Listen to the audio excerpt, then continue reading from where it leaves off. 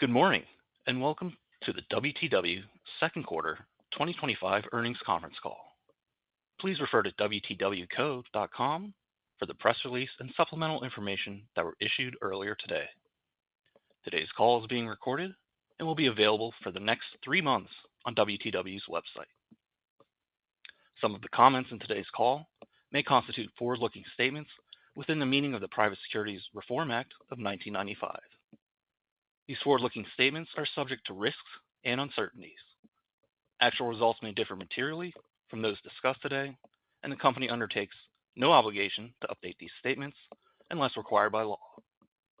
For more detailed discussion of these and other risk factors, investors should review the forward-looking statements section of the earnings press release issued this morning, as well as in the most recent Form 10-K and other subsequent WTW SEC filings.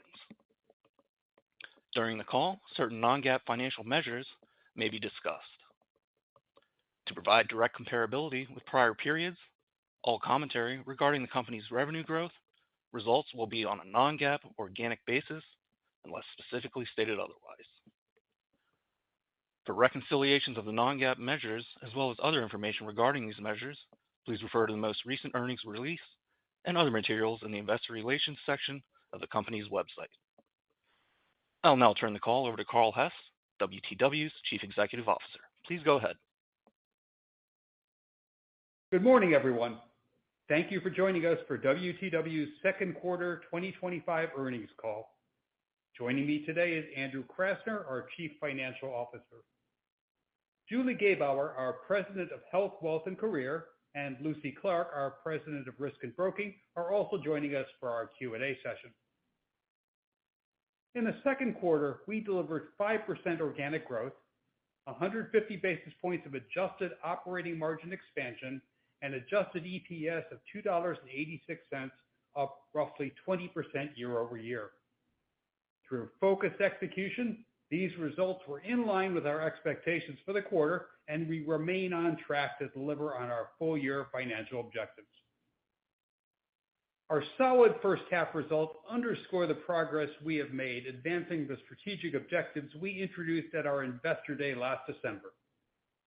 Our strategy to accelerate performance, enhance efficiency, and optimize our portfolio continues to be a key driver of our results, especially in the face of a dynamic macroeconomic environment. We remain committed to our strategy and its execution, and we are confident in the value it will continue to generate. I want to sincerely thank all WTW colleagues for their commitment in executing these objectives. Last quarter, we highlighted the impact of heightened geopolitical and macroeconomic uncertainty on our business, noting near-term headwinds in some of our consulting businesses, especially for discretionary projects, as well as potential longer-term tailwinds when conditions improve and clients begin responding more assertively to change. There were positive signs of improvement as the quarter went on, as capital markets rebounded and our businesses adapted to changes in demand and buyer sentiment. Clients are increasingly turning to us to help address the many people, risk, and capital issues they're facing amidst rising global trade, inflation, and geopolitical uncertainty. We feel positive about both our outlook and our ability to deliver for the second half of the year. In Health, Wealth, and Career, our strong mix of recurring revenue that supports required activities and our geographical diversification continue to provide a stable foundation for growth and for margin expansion. In the current environment, there continues to be significant demand for solutions focused on managing healthcare costs, de-risking pension obligations, and core pay benchmarking work. And as we see consumer and corporate confidence begin to improve, we're also seeing increased demand for broad-based compensation design, benefits governance reviews, and merger integration support. In Risk and Broking, the pace of innovation and continued challenges in global trade and inflationary and geopolitical issues are elevating both business opportunities and risk. This is demonstrated in CRB's top-line performance. Q2 marks the 10th consecutive quarter where our corporate risk and broking business recorded high single-digit growth when excluding the impacts of both gain on sale activity and interest income. Our strengths in specialty and the relentless focus of our team are clearly resonating with the market and clients. I remain confident in the growth trajectory and resilience of our business amidst economic uncertainty, thanks to our proven ability to help our clients thrive in challenging circumstances time and time again. In addition, our consistent strategy execution is yielding clear benefits. The company's taken a holistic and intentional approach to technology and its role in accelerating growth and enhancing efficiency. There's observable progress in many client-centric and digital efforts, such as the global broking platform, AI tools supporting digital interaction, and solutions that streamline data ingestion and further automate workflows, which allow our colleagues to further differentiate WTW in the market and win new work. Our rollout of the global broking platform has demonstrated the power of seamlessly connecting brokers with the markets. The adoption of our broking platform is progressing on schedule, and it has and will continue to streamline service delivery and efficiency. We're also seeing early results in AI. Through the WTW Enterprise Delivery Organization, or WEDO, we are raising AI literacy and fostering adoption throughout the company. We have several AI-augmented tools that are making measurable differences for both clients and colleagues. AI-powered solutions are enhancing real-time analytics and reducing manual effort by streamlining data ingestion, analysis, and workflows. In some instances, we've seen a 75% reduction in routine work and processing time. In other areas, AI-infused voice bots, chat bots, and guided digital experiences are enhancing the client experience and satisfaction. We remain committed to harnessing the potential of our investments by balancing bold innovations with sustainable returns. The benefits we're seeing across the enterprise are measurable, and we intend to maintain pace and uphold rigor in ensuring these investments deliver net positive outcomes for our clients, our colleagues, and ultimately our shareholders. I'm looking forward to sharing more about our progress and the long-term potential benefits to both growth and margins. This quarter, we continue to record strong new business wins, with specialty, technology, and global collaboration consistently being why we win in the market. In health, wealth, and career, our innovative products and solutions, together with our focus on making smart connections, continue to drive growth across all our businesses. For example, in Europe, a large global shipping and logistics company chose WTW's Global Benefits Management Program for its 70,000 employees around the world. Key to delivering this win were our deep expertise and strong reputation in global benefits management, alongside innovative tools and technology. In the wealth space, our innovative LifeSight platform in the UK was selected by a prominent medical association as its new master trust pension provider. WTW won the business from one of our main competitors due to the deep technical knowledge and clear articulation of the value we provide, coupled with our reputation for quality client service. In another great example, a major oil and gas company began using our career business's new AI-driven automated job leveling tool to support regular restructuring across their business areas as they go through significant transformation and change. To quote them, "We wouldn't have been able to evaluate 300 roles in 3 days without this tool." It was business critical to complete this work with speed and confidence while going through their transformation. In risk and broking, we continue to benefit from our specialization strategy and our ability to deliver differentiated value through technical expertise, global collaboration, and client-centric solutions. For example, after obtaining our license to act as an insurance broker in Saudi Arabia, we successfully placed property damage and comprehensive general liability insurance for one of the world's largest chemical manufacturers. Our team's deep knowledge of the industry and our ability to tailor technical solutions to this client's needs were key to winning this mandate. We look forward to the opportunities for growth in the Middle East, which remains a key market for WTW. Our ability to provide tailored, specialized solutions continues to resonate with clients and transform businesses, and it's positioning WTW to capture market share in high-growth industry sectors to fuel our own expansion. For instance, our construction specialty business is seeing strong results from sizable construction placements for data centers, an industry sector forecasted to experience significant global growth. Our specialty model and our depth of expertise allows us to add value throughout the data center lifecycle, from land identification through funding and construction, powering the facility, and into operational management or divestment. In addition, our construction and natural resources teams are working together to support clients on clean energy technologies during the construction and operational stages. We expect exponential growth with rising global demand in this area. And these are two great examples in our CRB business of how our highly agile specialty business model, coupled with our expertise, allows us to spot opportunities and plan for rapid growth. Furthermore, our cutting-edge technology and analytics have proven to help clients transform their businesses. Recently, a large UK health insurer decided to engage our insurance consulting and technology business to lead their pricing transformation initiative using Radar Vision.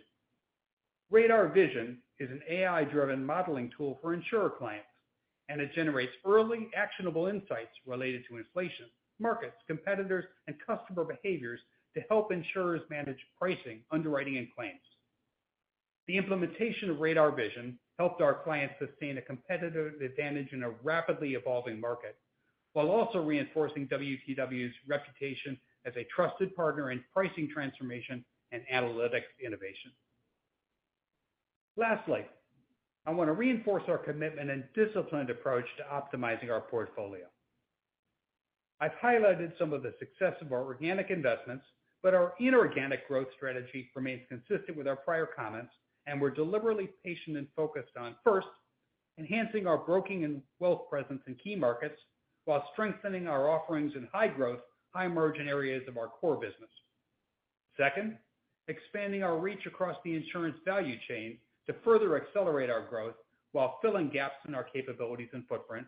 And third, finding businesses that are good strategic fits that help us enhance our margin and free cash flow profile.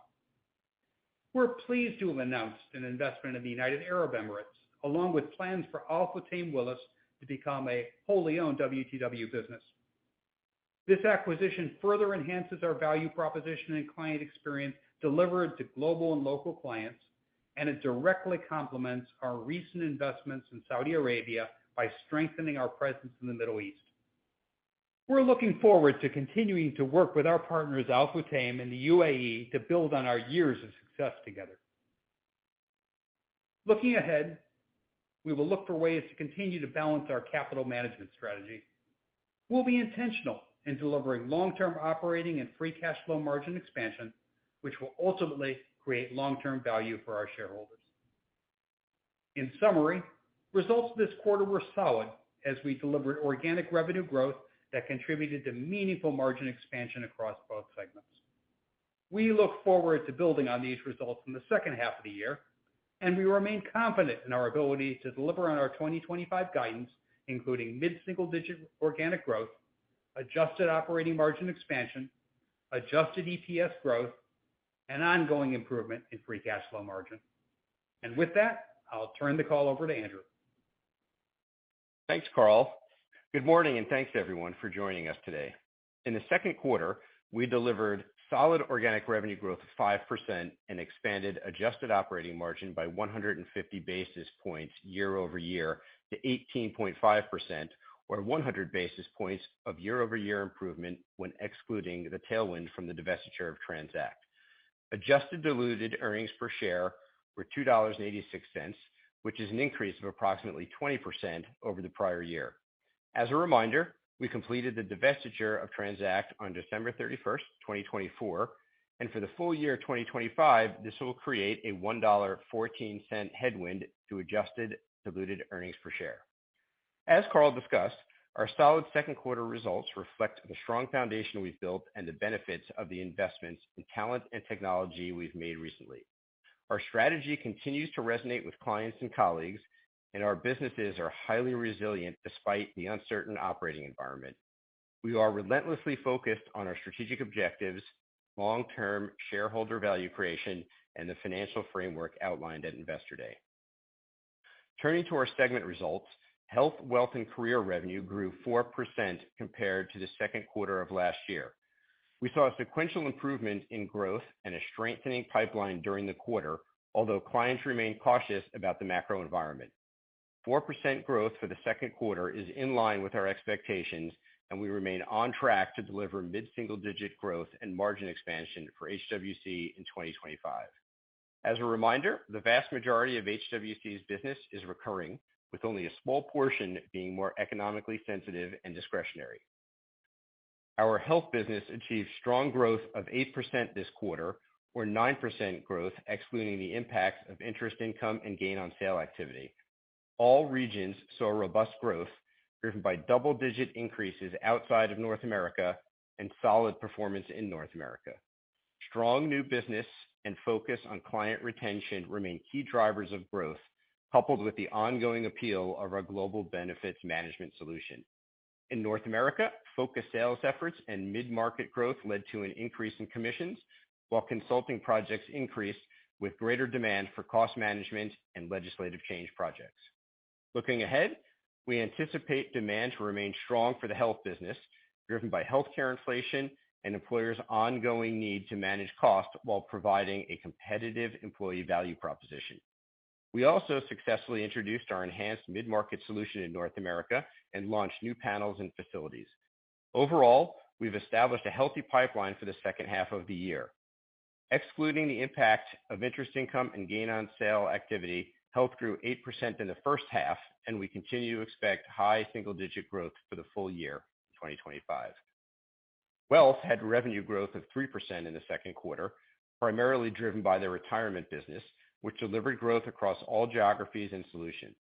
Our core defined benefits consulting offerings remained resilient, and we saw growth in project work to support legislative changes, pension risk transfers, and workforce actions. In addition, we continue to expand our client base for our LifeSite Master Trust and insured solutions.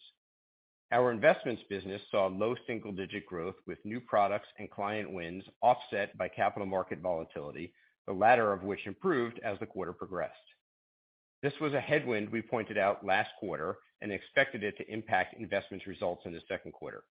We continue to expect low single-digit growth in the wealth business for the year. Career growth was 1% in the second quarter, with solid growth outside of North America driven by healthy demand for pay transparency support, compensation design, and employee communication projects, and a net positive increase in compensation committee appointments. As we communicated in the first quarter, advisory growth in North America was expected to be tempered by delays in certain discretionary projects. While lingering macroeconomic uncertainty may continue to impact some of our clients' decision-making, we expect revenue growth to increase in the second half due to the seasonality of compensation benchmarking surveys and increased support required to prepare for the EU Pay Transparency Directive that goes into effect in mid-2026.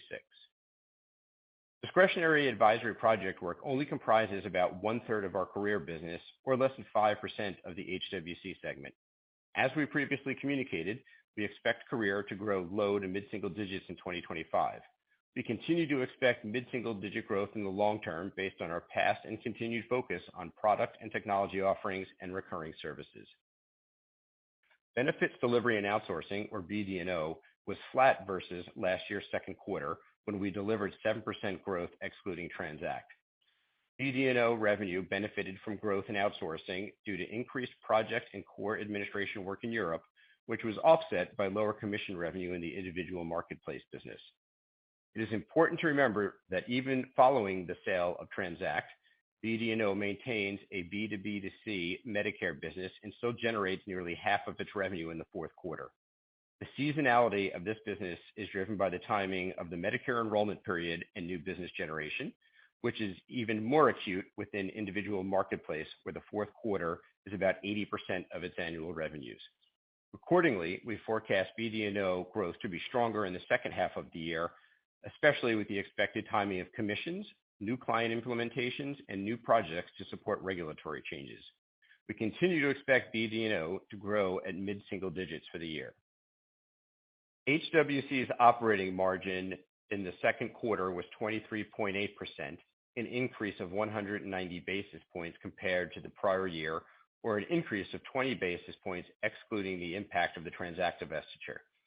This demonstrates our ability to consistently deliver incremental margin expansion in cyclical macro conditions and adds to our strong track record of margin expansion in HWC. Let me move on to risk and broking, which delivered another strong quarter with revenue growth of 6%, underscoring the continued momentum in the business. Our specialization strategy and our investments in talent, data, and technology continue to pay dividends. Corporate risk and broking delivered another strong quarter, growing 6% or 7% when excluding both book of business activity and fiduciary interest income. Notably, this is on top of 11% achieved in the prior year, and as Carl mentioned, this is the 10th consecutive quarter in a row of high single-digit growth when excluding book of business activity and fiduciary interest income. CRB's growth was broad-based across all regions, driven by sustained client retention in the mid-90s and strong business generation around the world. Importantly, we expanded our market presence with meaningful client wins in the Middle East, some of which Carl already highlighted.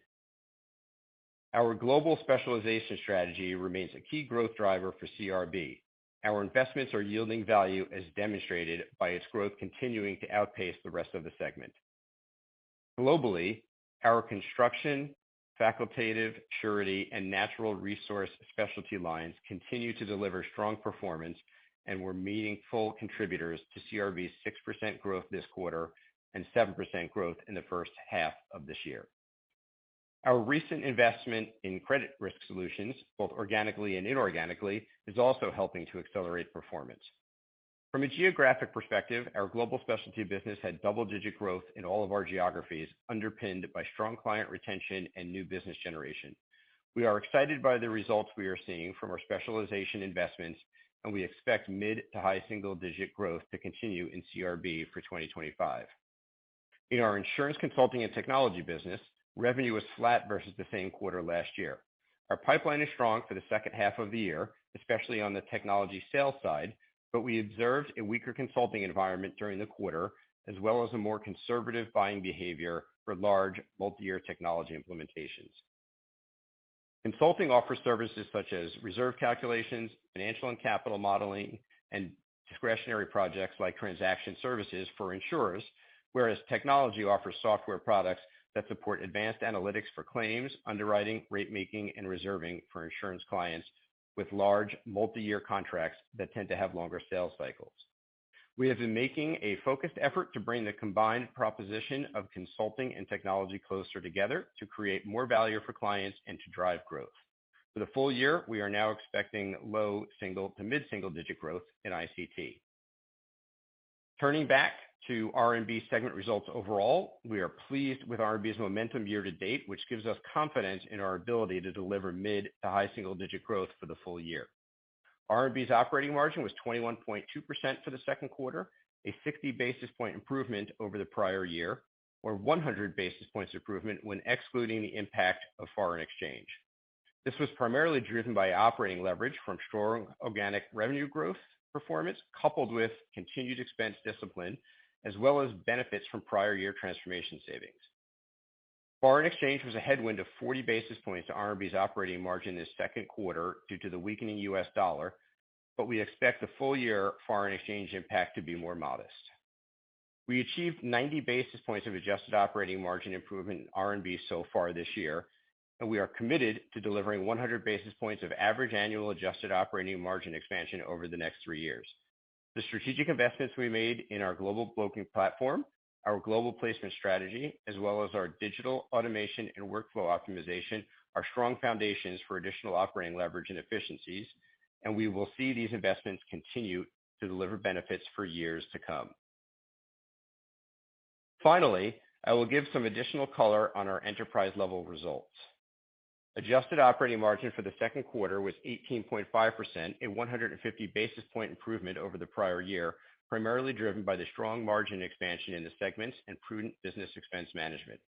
The adjusted operating margin includes a 50 basis point tailwind from the Transact divestiture for the quarter. As we enter the second half of 2025, all of our businesses are operating with discipline and rigor, which gives us confidence in our ability to continue to expand margins. Foreign currency was neutral on adjusted EPS for the quarter and a negative 9-cent impact for the first half of 2025. The U.S. dollar has been weakening during the quarter, so I want to give you some additional color on foreign exchange. At the current spot rates, we expect an approximately 5-cent tailwind to adjusted EPS for the full year, though the impact may fluctuate quarter to quarter. Our U.S. GAAP tax rate for the quarter was negative 6.8% versus 15.6% in the prior year. Our adjusted tax rate for the quarter was 18% compared to 22.4% for the second quarter of 2024. We expect our full year 2025 tax rate to be relatively consistent with the prior year rate. We generated free cash flow of $217 million for the first 6 months ending June 30th, 2025, a decrease of $88 million from the prior year. This was driven by increased incentive costs, the redesign of one of our ongoing retirement programs, higher cash tax payments, and the absence of Transact cash inflows, which were partially offset by reduced transformation program cash costs and operational improvements. Looking at the back half of the year, remaining transformation costs will reduce further, and the divestiture of Transact will become a tailwind to free cash flow as we lap the quarters in which that business recorded net cash outflows. Additionally, we received the Willis earnout payment in April, and we do not anticipate any material cash tax payment on it in 2025 or beyond. We remain on track to deliver on our free cash flow objective of annual margin expansion, and our outlook remains largely unchanged. During the quarter, we returned $591 million to our shareholders via share repurchases of $500 million and dividends of $91 million. We view share repurchases as one of the primary methods of capital return and an attractive use of capital to efficiently deliver value to shareholders, and therefore is a central component of our capital allocation strategy. We continue to expect share repurchases to total approximately $1.5 billion in 2025, subject to market conditions and potential capital allocation to inorganic investment opportunities. As we've mentioned, we are taking a more balanced, disciplined approach to capital allocation to generate long-term shareholder value. We'll continue to be selective as we invest in talent and in our platform to ensure we're driving sustainable growth and margin expansion. In closing, we are pleased by our business performance in the first half of 2025. We are increasingly seeing the execution of our strategy manifest in our results, giving us confidence in delivering on our 2025 financial objectives and beyond. With that, let's open it up for Q&A. As a reminder, to ask a question, please press star 11 on your telephone and wait for your name to be announced. To withdraw your question, please press star 11 again. In the interest of time, we ask that you please limit yourself to one question and one follow-up. Please stand by while we compile the Q&A roster. Our first question comes from Rob Cox with Goldman Sachs. Your line is open. Hey, thanks. Good morning. So I wanted to ask about HWC organic. I think you mentioned there's more positive signs of improvement as the quarter went on, and there was guidance for acceleration in a couple of the businesses there. So net-net, are you thinking about HWC growth accelerating a bit from here, and can you talk about the drivers? Thanks, Rob, for the question, and good morning. So HWC grew 4% compared to the second quarter of last year. That was in line with our expectations.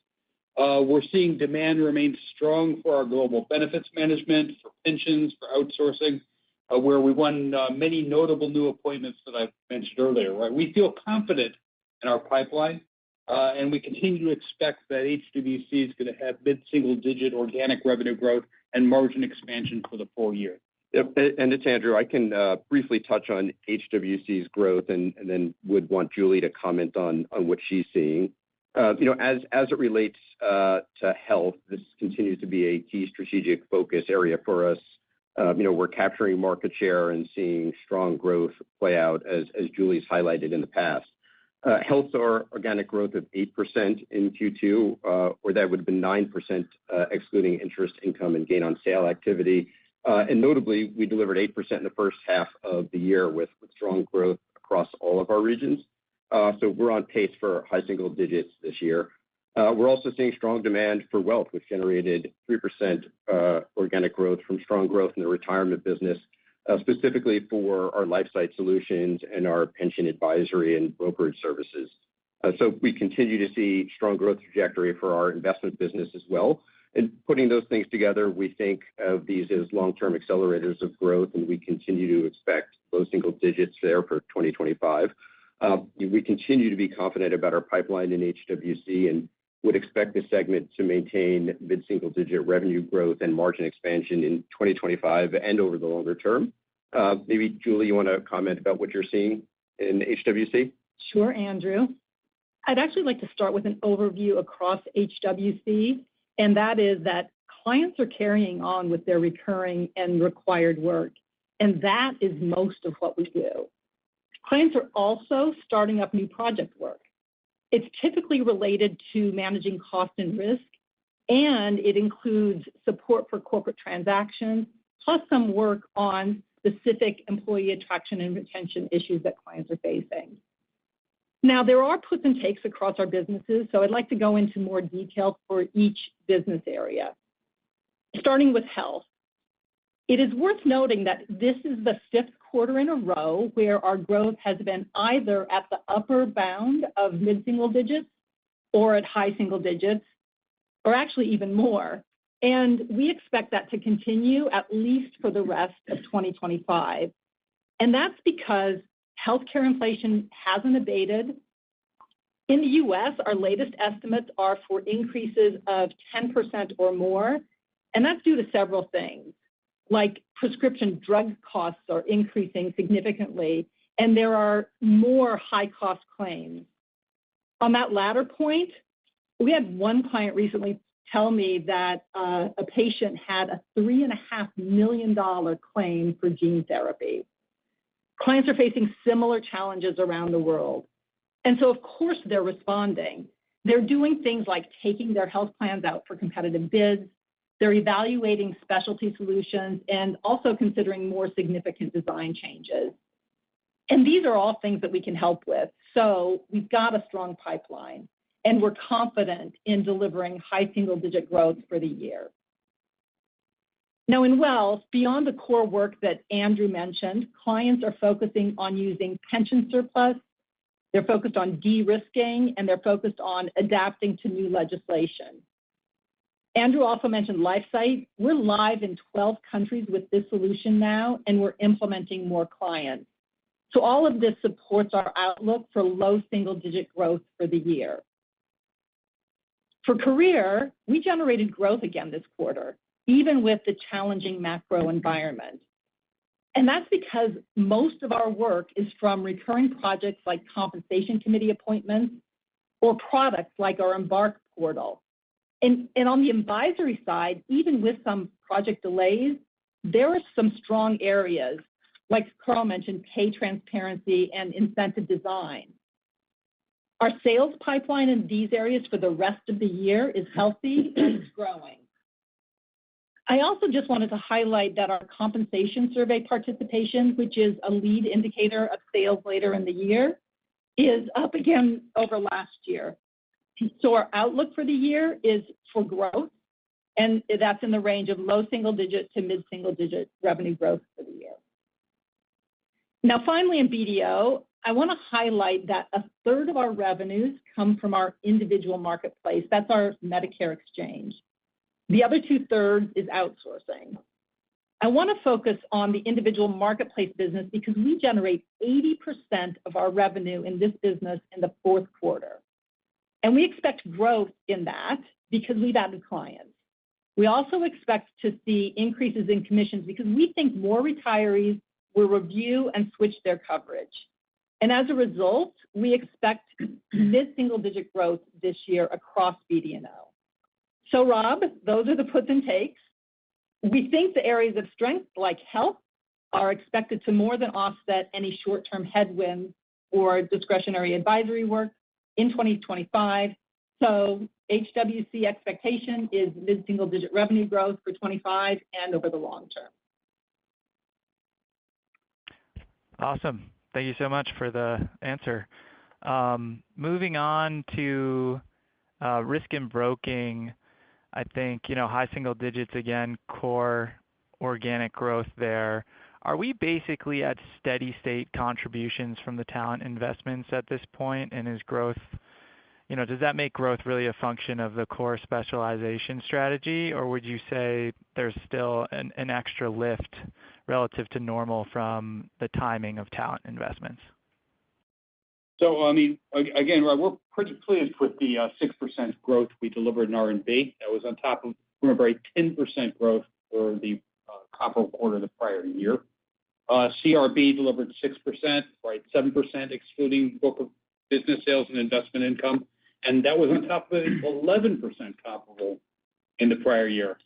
And we attributed this to our specialization strategy, as we talked about our investments in talent, technology, innovation, new business wins, and strong client retention continue to help move things forward. Lucy, any commentary on the growth and the talent perspective? Yeah, sure. Thanks, Carl. Hey, Rob, thanks for the question.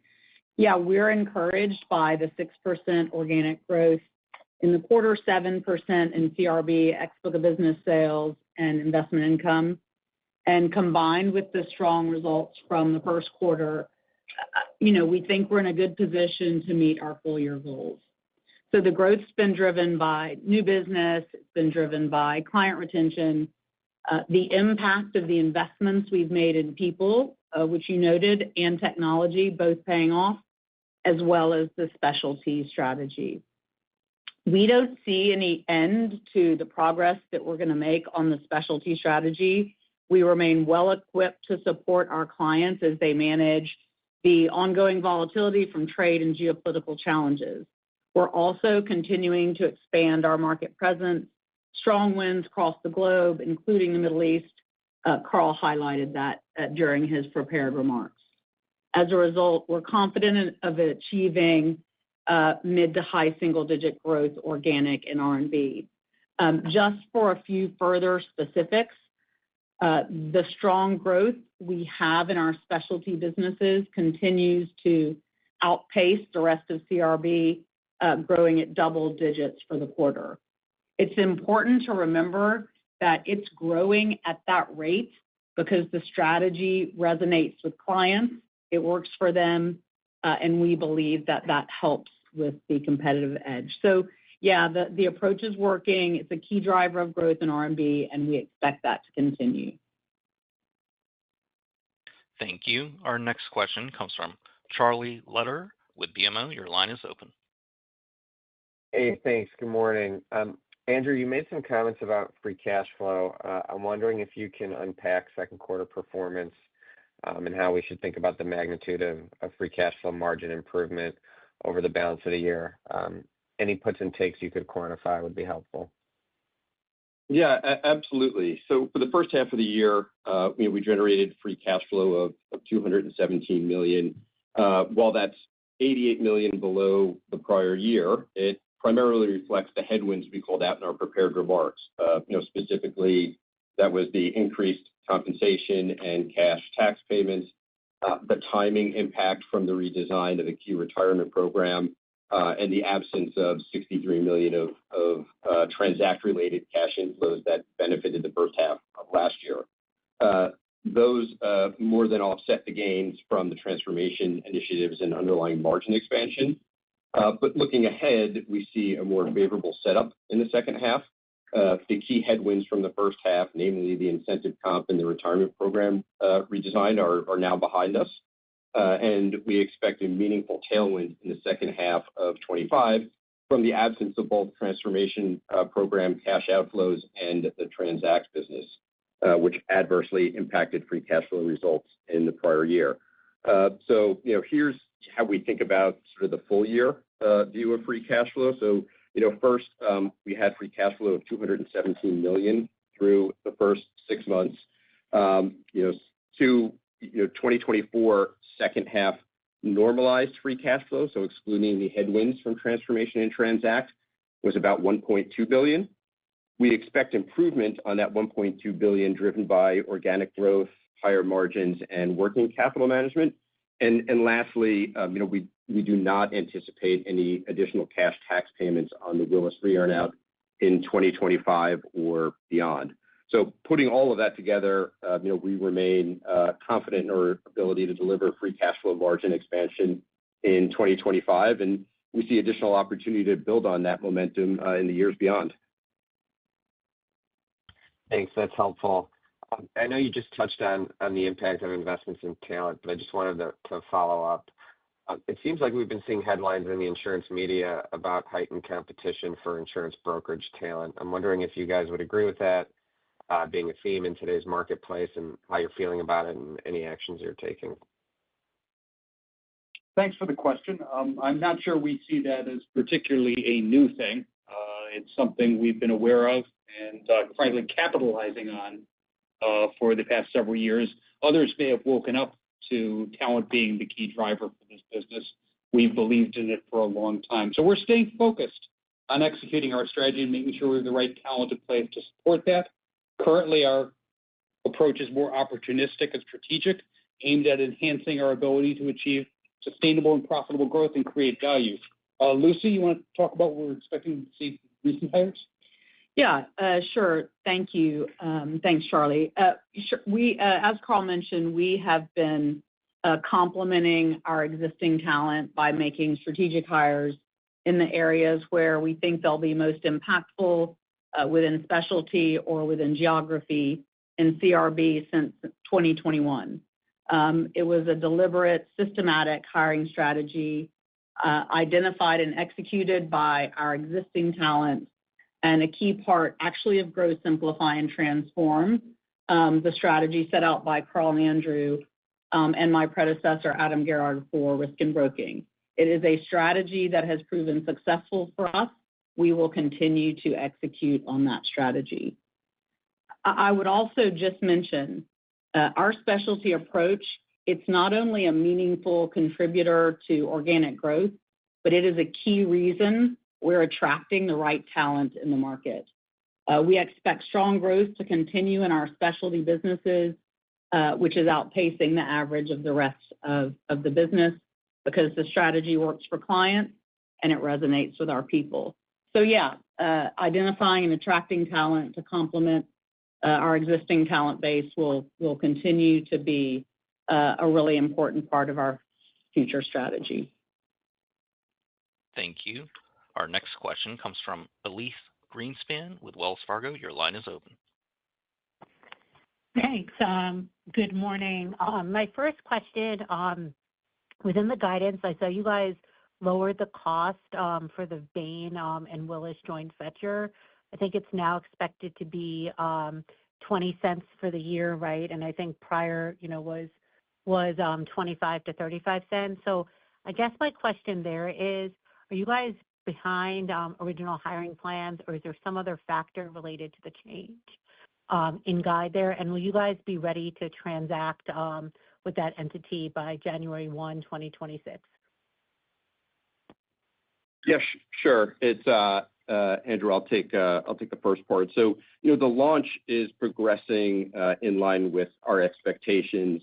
The revised estimate is simply due to having better insight into the expense picture for the remainder of the year.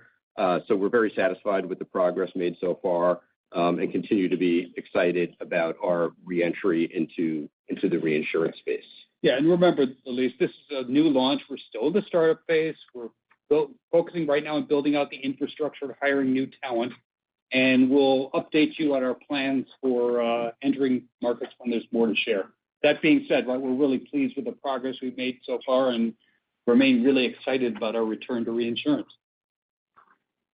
And then my second question is just on margins. It sounds like the 100 basis points of margin expansion is the expectation for the full year within R&B. And then you just walk us through the drivers, that you see to achieve that improvement. And then I'm assuming you guys also at the enterprise level reaffirmed the overall margin improvement. So is there anything, related to operating leverage or margin expansion that you would point out, beyond, now that we're beyond the transformation savings? Thank you. Yeah, sure. It's Andrew. Why don't I start with the R&B piece of that? So during the quarter, we improved margins in our R&B segment by 100 basis points before FX, which had a negative 40 basis point impact. So that's on top of Q1 with margin improvement of over 100 basis points. So, despite headwinds from excess FX and investment income, R&B had first half margin expansion of 90 basis points. And while we're not guiding a specific number for the full year, our commitment to deliver the 100 basis points of annual margin expansion over the next 3 years has not changed. And our first half performance indicates, we're on track to achieve that goal. And that's driven by operating leverage as well as other operational efficiencies, including the deployment of our global broking platform and workflow optimization, I think, which we touched on during the prepared remarks. Maybe, Lucy, you want to add some more color there? Yeah, sure, Andrew. Thank you, Elise. Just in terms of the drivers for R&B, one is, of course, the continued impact of the enterprise delivery organization. This has played a key role in centralizing activities across the enterprise. And for one thing, it helps ensure that our teams are focused on doing the right work in the right places. And as Carl mentioned in his prepared remarks, it's also been a real foundational place to work on our stronger AI capabilities. In CRB, we're using AI to ingest and interpret unstructured data, accelerate workflows, just reducing manual effort. Our specific technology investments in R&B, global broking platform, our global placement strategies, and a number of other digital automation and workflow optimization initiatives are driving productivity across the business, improving client service and operational efficiency. As you know, we have targeted mid to high single-digit organic revenue growth, and we are also confident of being able to deliver operating leverage on that growth.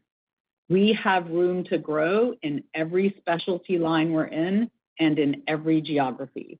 As we discussed at Investor Day, we're also taking deliberate steps to improve our business mix. We're trying to expand into higher growth, high margin markets, both organically and inorganically.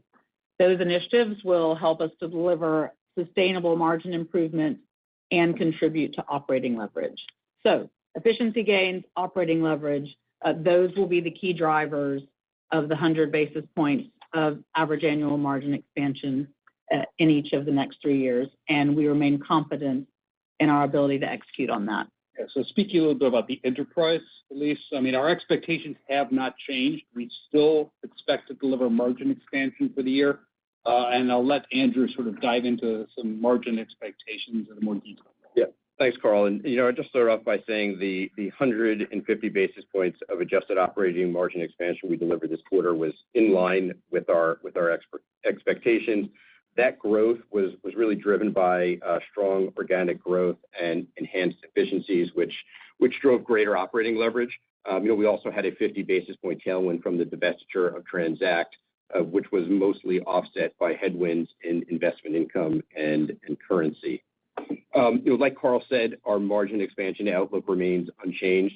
As we communicated at our Investor Day, the financial framework, we're committed to driving continued annual margin expansion through efficiency and operating leverage. I already talked about the 100 basis points of average annual margin expansion in R&B. That coupled with building on HWC's strong track record of margin expansion, as you have seen this quarter, is what will get us there. I think for the full year, the key drivers of that margin expansion will be a combination of the operating leverage, the enhancing efficiency.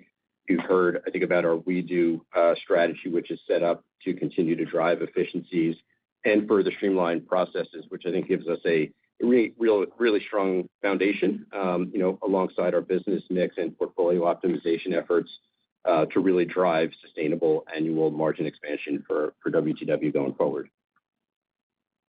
Thank you. Our next question comes from Mark Hughes with Truist Securities. Your line is open. Yeah, thank you. Good morning. You had mentioned in health that outside of North America, your growth was quite strong, up in the double digits. Was that attributable to any kind of macro volatility, tariffs, that sort of thing? Or is that more just underlying momentum?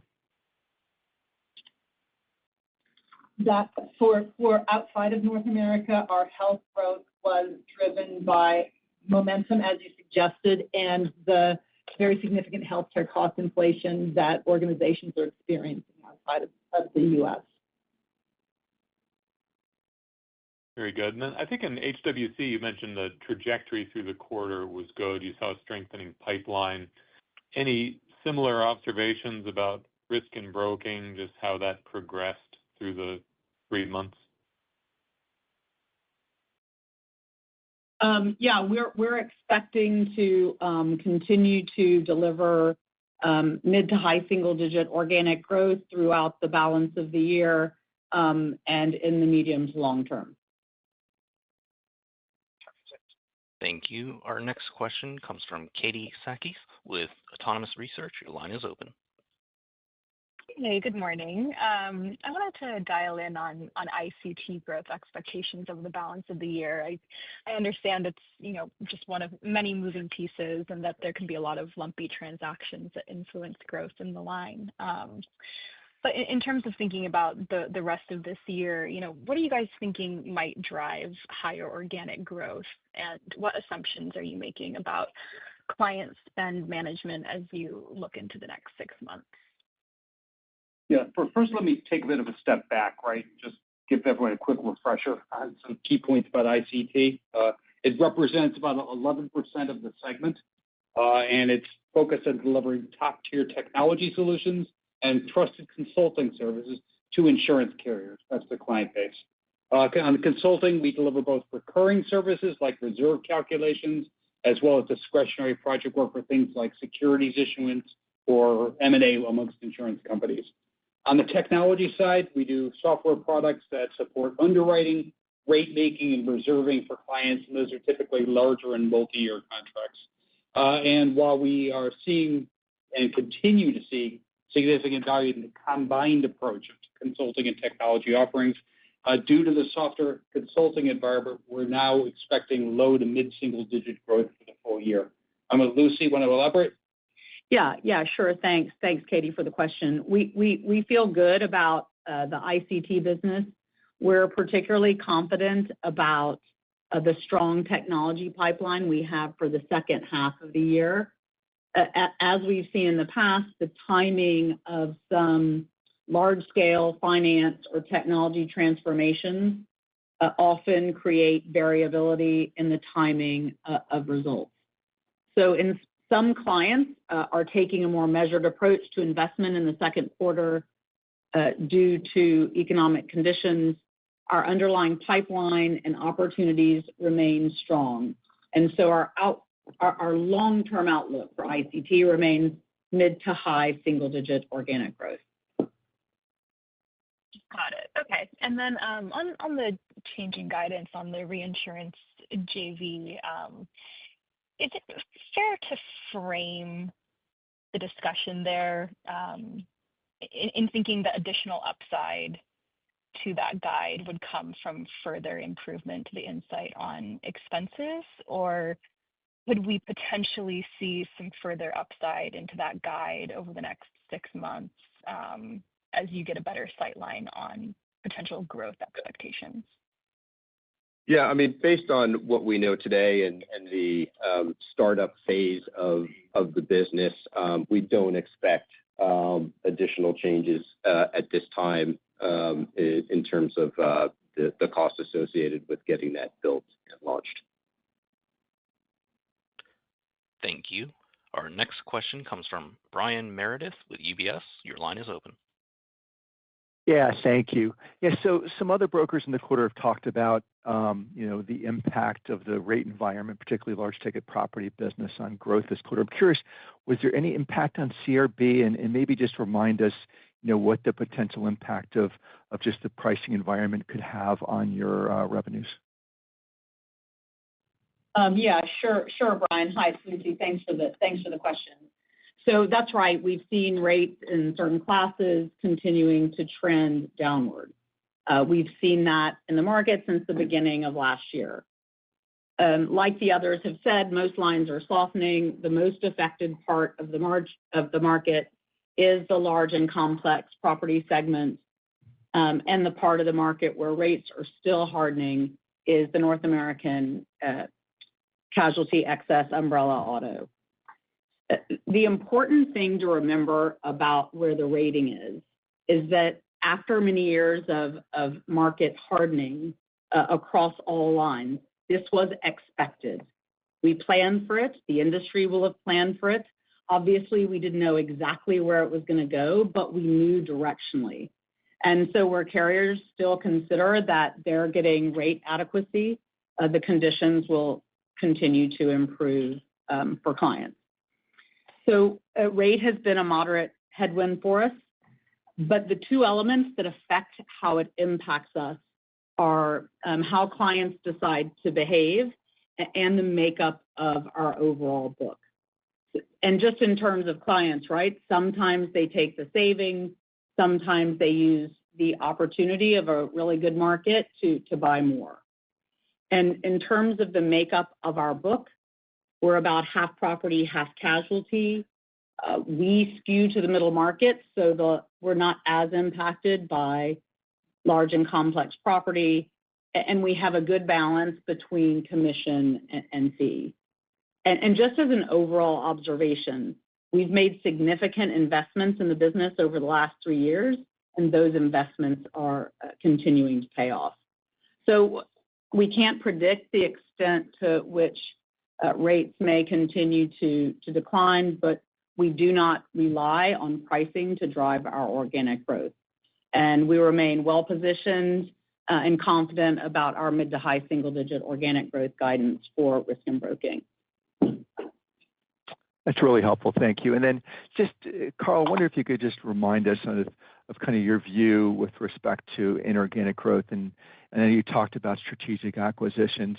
You know, a number of the other major brokers have made some very large acquisitions. Is your view that you're more focused on kind of bolt-ons, or do you have the capacity and the ability to do something, you know, of larger scale? Yeah, let me talk a little bit about our thinking on M&A. And, you know, let me start with some illustrations of what we have been up to. Right, earlier this year, we completed the purchase of Global Commercial Credit. That's a specialist broker focused on trade credit and political risk. We've talked about the buyout of Willis that's currently pending. We are actively looking for opportunities, and we're being thoughtful and disciplined in our approach. We're particularly interested in bolt-on acquisitions that fit nicely into our specialty strategy. In the wealth space, the market's fast and expanding, so we are particularly interested in wealth management and defined contribution capabilities in growing markets.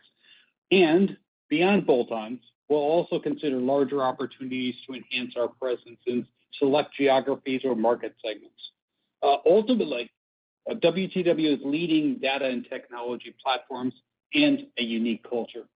These assets should make a lot of sense for any business that may be looking to join us. So to be a bit more specific, we're aiming to increase our business mix in broking and wealth through M&A. We see this as a key opportunity expanding into high growth, high margin areas of our core business. Secondly, we see an opportunity to play across the insurance value chain, like our reentry into free reinsurance with Bain, accelerate growth.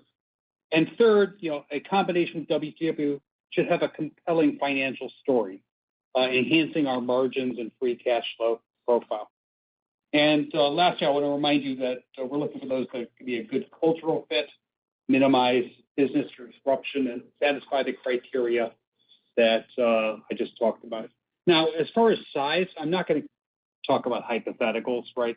We're only going to pursue something that the expected return and value creation potential are compelling versus our other capital allocation options. And if we're confident we can execute the opportunity without disrupting our existing business and we want to add value to our clients and business and our shareholders along the way. You know, the last few years, we've solidified our infrastructure, we've strengthened the company, and we now have the right business focus and more efficient processes and the tools to integrate potential targets with WTW and deliver long-term value. Thank you. And our last question comes from Mark Marcon with Robert W. Baird. Your line is open. Thanks for squeezing me in. two long-term questions. Carl, you mentioned AI in your prepared script. I'm wondering if you can elaborate a little bit more in terms of your efforts there, in terms of increasing efficiencies, automating, and how you're thinking about that from a long-term perspective. And then, Julie, health within HWC has been a key driver. Obviously, things are looking very good for this year. I'm wondering if you can talk a little bit about longer term in terms of the next 3 to 5 years, and particularly, how much work you expect in terms of plan redesign, given the healthcare inflation that's occurring. Thank you. Sure. And I'll treat that as two questions. Let me get to the AI one first, and I'll let Julie attack hers. I talked about this in my prepared remarks, right? And, we've been implementing various forms of AI for years, such as advanced analytics, machine learning models, right? And that helps drive efficiency and deliver our client solutions. We use these types of AI in our risk modeling for clients and in other risk management solutions. Let me give an example, right? Coverage Clarified in our construction business. That uses AI to verify that insurance coverage is adequate and contractually compliant, which is otherwise a pretty time-consuming and labor-intensive manual process. We built Coverage Clarified in-house, and we estimate it's making our process up to 40% more efficient. And that's just one example, right? We continue to explore opportunities to use AI to improve the overall client experience, to streamline our internal processes, and to enhance both client and our decision-making.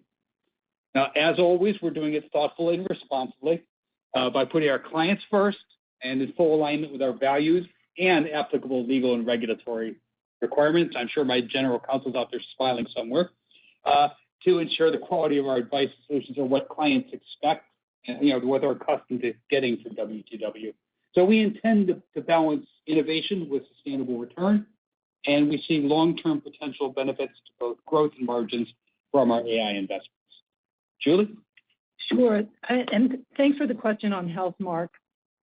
Look, as you know, healthcare coverage is a significant component of the employee value proposition in virtually all countries around the world. And the cost of that coverage is meaningful relative to other components, particularly in some large economies like the U.S.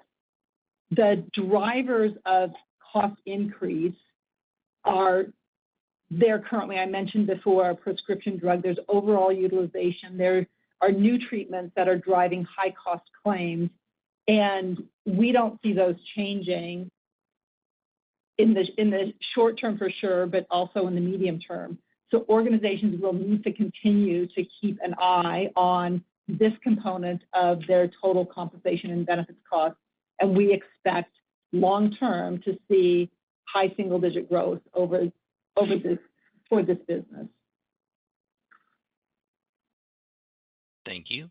This concludes the question and answer session. I would now like to turn it back to Carl Hess for closing remarks. So thank you all for joining us this morning. I want to thank all our WTW colleagues again for their hard work and dedication. And thank you to our shareholders for their continued support of our efforts. Have a great day, everyone. This concludes today's conference call. Thank you for participating. You may now disconnect.